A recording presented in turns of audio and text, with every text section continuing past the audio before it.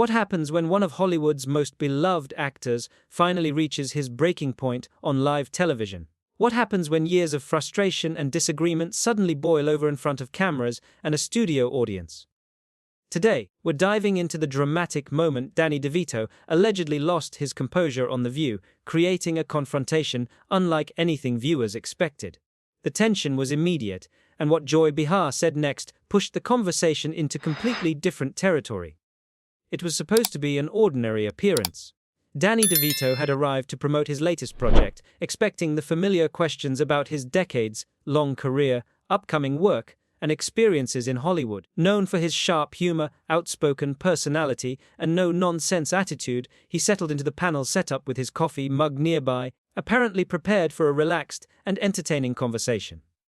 Joy Behar took the lead, beginning with a question about the younger generation of actors. She suggested that performers today seem to complain about everything, contrasting their experiences with the challenges actors faced decades ago. Danny listened carefully before responding that every generation encounters different difficulties. He pointed out that young actors now live under constant social, media scrutiny and face mental health pressures that were rarely discussed when he first entered the industry. Joy immediately dismissed the idea. She argued that previous generations did not have safe spaces or the kind of emotional support available today. According to her perspective, people simply worked through their problems and continued moving forward. Danny's expression changed slightly, but he remained controlled. He explained that anxiety and depression should not be dismissed as weakness and warned that such an attitude could be harmful. Joy pushed back even harder, arguing that wealthy Hollywood performers had little reason to complain. She suggested that people fortunate enough to have successful careers should simply be grateful for their opportunities. Danny's response became noticeably firmer. He emphasized that professional success does not protect anyone from emotional suffering or mental health struggles. Some of the most accomplished people, he explained, can still experience serious personal battles. The disagreement quickly intensified. Joy accused modern society of turning everyone into a victim and questioned the emphasis placed on personal struggles. Danny listened before slowly challenging her position. He argued that personal responsibility and mental health awareness are not mutually exclusive. Someone can take responsibility for their life while still experiencing depression, anxiety, trauma, or overwhelming pressure. The atmosphere inside the studio became increasingly uncomfortable. Danny tightened his grip around his coffee mug as Joy continued defending her position. He eventually placed the mug down firmly and confronted the logic behind her argument. He pointed out that dismissing severe mental health struggles as simple weakness could have devastating consequences. Joy remained unapologetic, insisting that people who cannot handle the pressures associated with fame should perhaps reconsider their career choices. The statement appeared to push Danny closer to his limit. His expression hardened, and his previously relaxed demeanor disappeared. With a controlled but increasingly intense voice, Danny challenged her directly. He asked whether she genuinely believed depression and other mental health conditions were simply matters of personal choice or weakness. Joy responded by emphasizing toughness and claiming that her generation had not been given the luxury of constant emotional support. Danny then turned the argument back toward history.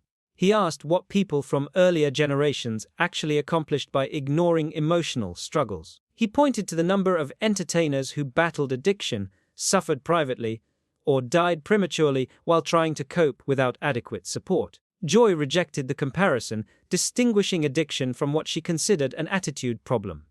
Danny's eyes widened in disbelief. He appeared stunned that such a distinction was being made so casually during a national television discussion. The cameras focused closely on him as the tension continued building. Rather than backing down, Joy doubled down on her argument, suggesting that maintaining a positive mindset and appreciating what one has could solve many emotional problems. That was the moment Danny finally stood up. His chair scraped against the studio floor as everyone reacted to the sudden movement. Danny's voice became louder as he challenged the idea that mental health could be reduced to positive thinking. He accused Joy of dismissing the legitimate struggles experienced by an entire generation and criticized the casual way she was discussing an extremely serious subject. The atmosphere became almost unbearable. Danny argued that mental health conditions are complex issues that cannot simply be overcome by deciding to think positively. He condemned what he viewed as irresponsible statements being presented to a national audience. Joy appeared surprised by the intensity of his response but continued defending herself. Danny, however, seemed beyond the point of simply disagreeing. His frustration had transformed into a forceful confrontation. He reminded Joy that he had spent more than 5 decades working in the entertainment industry. Throughout that time, he had encountered countless performers from different generations, witnessing firsthand the pressures, sacrifices, disappointments, personal struggles that came with the profession. He made it clear that experience had taught him that success and suffering can exist side by side. The confrontation had moved far beyond a casual debate about whether younger actors were too sensitive. It had become a heated argument about responsibility, resilience, mental health, and the consequences of dismissing struggles simply because someone appears successful from the outside. Danny's frustration was now impossible to hide, while the studio atmosphere reflected the seriousness of the exchange. I've watched some of the brightest and most gifted people destroy themselves because they believed the exact message you're spreading. Danny continued. They were told their suffering wasn't legitimate, that they simply needed to become tougher. That asking for help somehow made them weak. Joy attempted to interrupt, insisting that Danny was taking her comments too seriously. But Danny's reaction was immediate. He gave a short, bitter laugh, clearly frustrated by the accusation that he was overreacting. Overreacting, he repeated. You just told millions of people watching this program that mental health is basically an attitude problem. You dismissed the struggles of everyone sitting at home who is dealing with depression, anxiety, or another serious condition, and now you're telling me I'm overreacting. The studio fell unusually quiet. The other host appeared frozen, seemingly uncertain whether stepping into the argument would make matters worse. The audience watched without making a sound as Danny's normally playful personality gave way to visible anger. Joy tried to regain control of the discussion. She clarified that she was not claiming mental illness was imaginary. Instead, she argued that people today were too quick to use mental health problems as excuses whenever life became difficult. An excuse? Danny fired back. An excuse for what? For being human? For struggling? Do you honestly think Robin Williams was using depression as an excuse? Do you think Philip Seymour Hoffman used addiction as an excuse? These were extraordinarily talented people fighting battles that most of us could never fully understand. The mention of famous performers who had struggled with addiction and depression visibly intensified the discussion. Joy became increasingly defensive, insisting that Danny had misunderstood her point. She said she was talking about young actors who appeared to portray themselves as victims whenever something did not go according to plan. Danny moved closer toward the panel, his hands moving emphatically as he responded. You want to talk about entitlement, he said. You're sitting here on national television with a platform reaching millions of people, and you're using that platform to reinforce ignorance and stigma surrounding mental health. If you want to talk about entitlement, start there. Joy immediately pushed back, raising her voice as she defended her right to express her beliefs. She reminded Danny that she was entitled to her own opinion and that she could say what she thought. Danny acknowledged that she had that right, but his response carried a sharp edge. You absolutely have the right to your opinion, he said.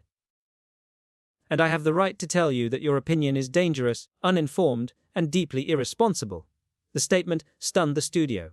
Joy appeared genuinely surprised by how directly Danny had challenged her. She demanded to know whether he had really just described her opinion in such harsh terms. I called it exactly what I believe it is, Danny answered. It's wrong to minimize the suffering of people dealing with mental health conditions. It reinforces the stigma that prevents people from asking for help. When you spread misinformation about something this serious from a platform watched by millions, the consequences can be enormous. Joy stood up, matching Danny's intensity. She objected to being lectured about what she could say on a program she had been part of for years. She reminded him of her experience and insisted that she did not need an actor telling her how to perform her job. Danny laughed in disbelief. Your job, he replied. Is your job to spread ignorance? Is your job to shame people because they're struggling emotionally? Because if that's what you consider your responsibility, then you're doing an excellent job of it. The confrontation had become impossible to ignore.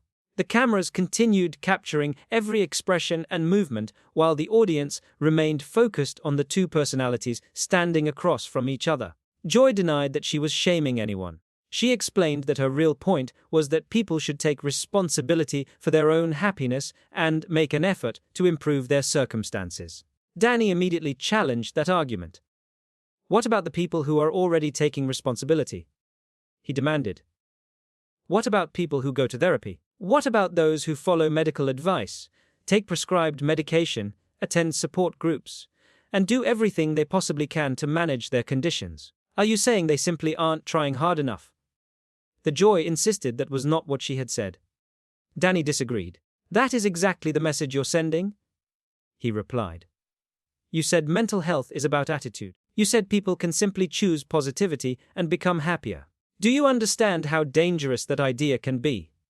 He explained that statements like those could potentially discourage vulnerable people from seeking professional assistance or cause them to believe that their conditions were entirely their fault. Joy quickly clarified that she had never instructed anyone to stop taking medication or avoid treatment.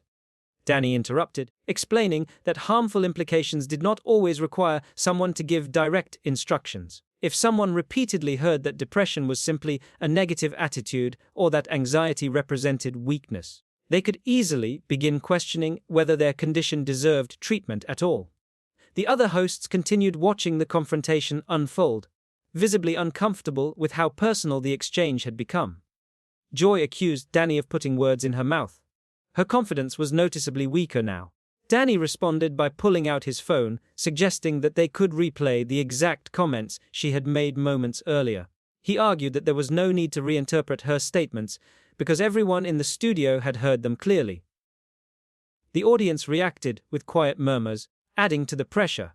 Joy finally acknowledged that she might have expressed herself poorly, but insisted that her underlying argument remained unchanged. She claimed that too many people were using mental health as a crutch rather than doing the difficult work required to improve their lives. Danny stared at her, visibly stunned. "A crutch," he repeated. "You just described mental health issues as a crutch on live television in front of millions of people. Do you actually hear how that sounds?" Joy quickly clarified that she was not calling mental health conditions themselves a crutch, only suggesting that some individuals used them that way. Danny immediately demanded specifics. "Who?" he asked. "Who exactly are you talking about? Which young actors are using depression as a crutch? Which people are pretending to have anxiety just to receive attention? Give me names. Give me examples." Joy hesitated. For several moments, she struggled to provide a concrete answer while Danny stood waiting for a response. The confrontation had reached a point where general accusations were no longer enough. The entire studio seemed to realize that the argument had taken a much more serious turn. "I'm speaking generally," Joy insisted, attempting to distance herself from the accusations Danny had just made. "No, you're not," Danny interrupted. His voice was firm and unmistakably frustrated. "You're making claims about particular kinds of people without offering any evidence to support them." He argued that her statements were reinforcing stereotypes that had been used for generations to minimize, shame, and isolate people dealing with mental health conditions. The studio became almost completely silent. Apart from the quiet mechanical hum of the cameras, there was barely a sound as everyone focused on the increasingly intense confrontation. "You know what the real problem is, Joy?" Danny continued, his frustration becoming more visible. "The real problem is people who believe they have the authority to decide whose suffering deserves compassion. The real problem is this idea that pain has to be obvious before anyone considers it legitimate." Joy tried once again to explain her position. She said she was not judging anyone's suffering and was merely suggesting that some people were better equipped to handle adversity than others. Danny immediately seized on the statement. "And there it is," he said, throwing his hands up in frustration.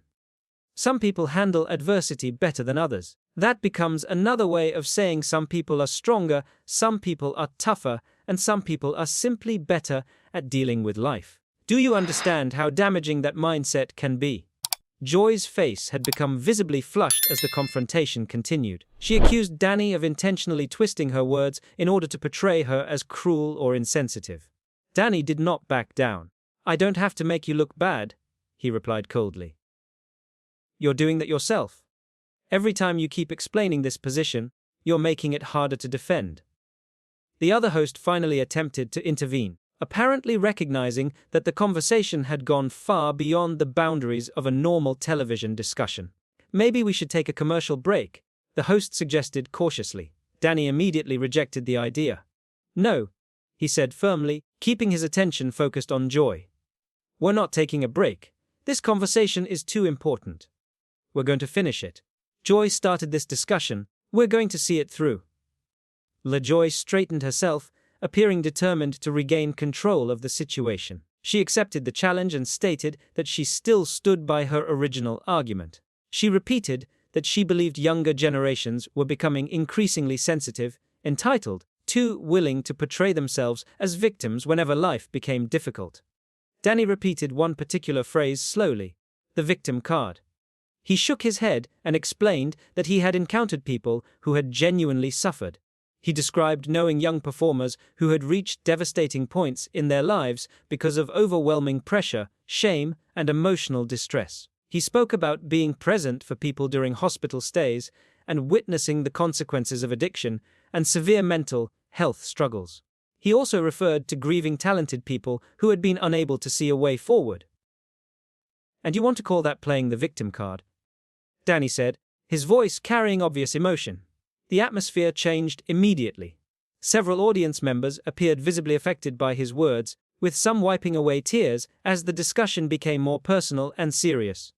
Joy acknowledged that those situations were tragic, but her response suggested that she viewed them as extreme examples rather than representative of the broader point she was trying to make. She explained that she was referring to what she considered everyday complaints from young actors who constantly talked about how difficult their lives were. Danny's frustration returned instantly.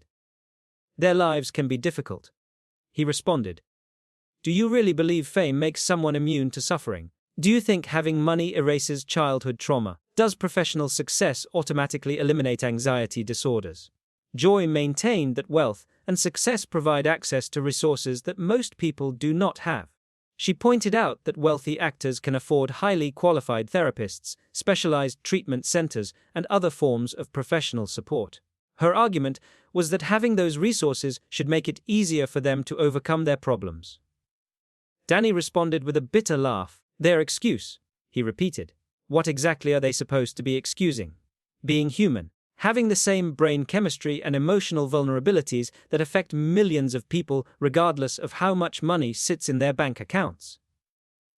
Joy appeared increasingly frustrated by the direction of the discussion. She tried to clarify that her concern came from watching young actors publicly discuss their mental health struggles while simultaneously living extremely comfortable lifestyles. She explained that when she saw celebrities talking about emotional difficulties while living in enormous homes, driving expensive cars, enjoying extraordinary financial privileges, she found it difficult to feel the same sympathy she might have for someone facing hardship without those resources.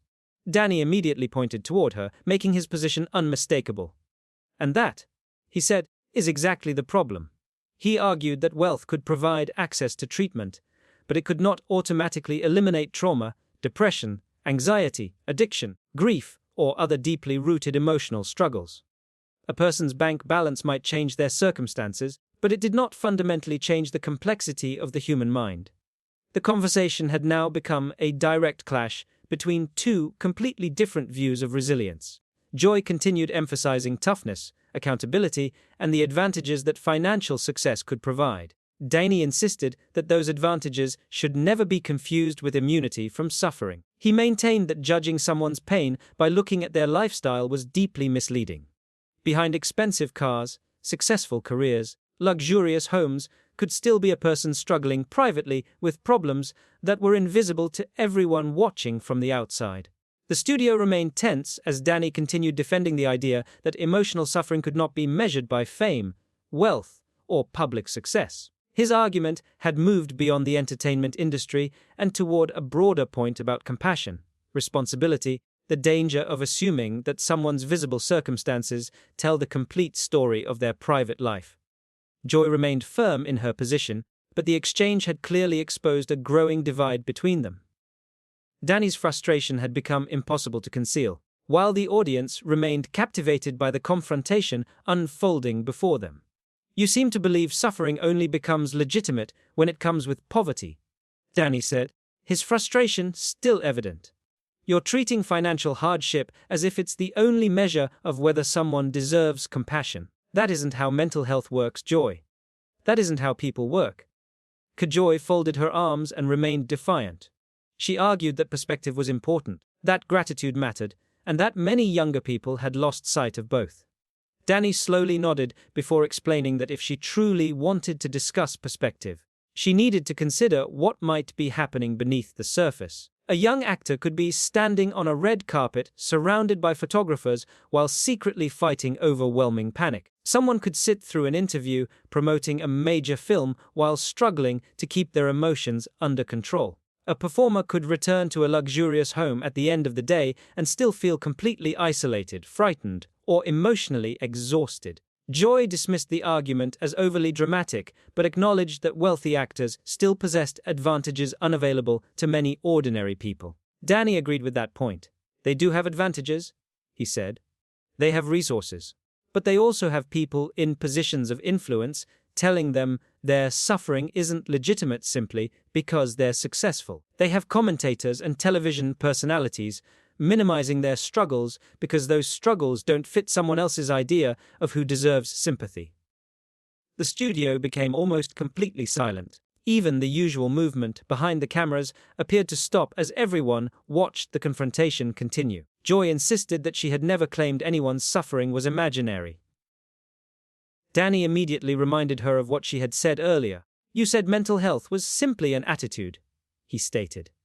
"You said it was a choice. You said people needed to toughen up. If those statements don't minimize someone's pain, then what exactly do they mean?" Joy struggled to provide a convincing response. Every attempt to clarify her comments seemed to create another problem. Eventually, she suggested that perhaps they simply needed to agree to disagree. Danny refused. "No," he said firmly.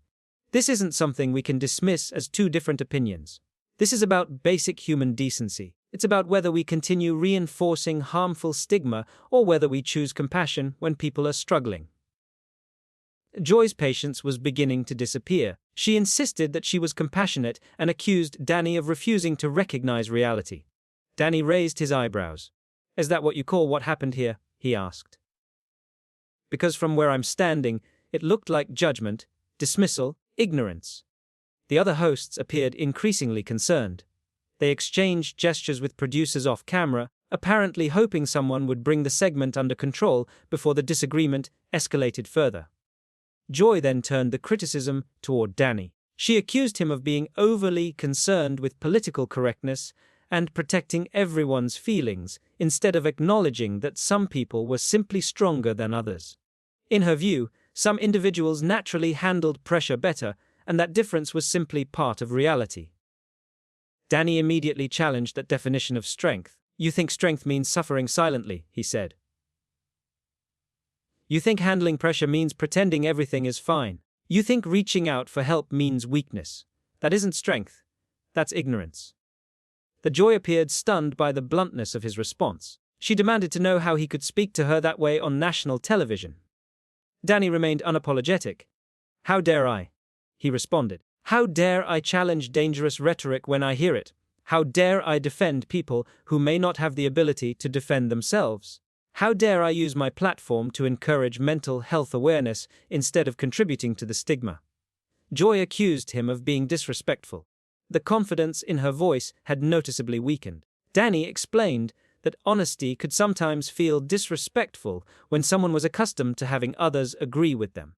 He said there were moments when somebody had to be willing to challenge an influential person and tell them when their words were causing harm. "Apparently," he added, "that person is me." The confrontation had reached its emotional peak. Joy eventually sat back, appearing drained by the exchange, while Danny remained standing, visibly affected by everything that had been said. "I think we've said enough," Joy muttered, avoiding his gaze. Danny questioned whether they really had. "I don't think you've understood what happened here," he said. "I don't think you recognize the potential damage those words can cause. I don't think you understand how deeply someone watching this could be affected." Joy said nothing. She looked down toward her hands and remained silent. Danny gathered himself, adjusted his jacket, and turned toward the camera. His tone became calmer as he addressed viewers directly. "To anyone watching who is struggling with mental health, remember that your pain is real.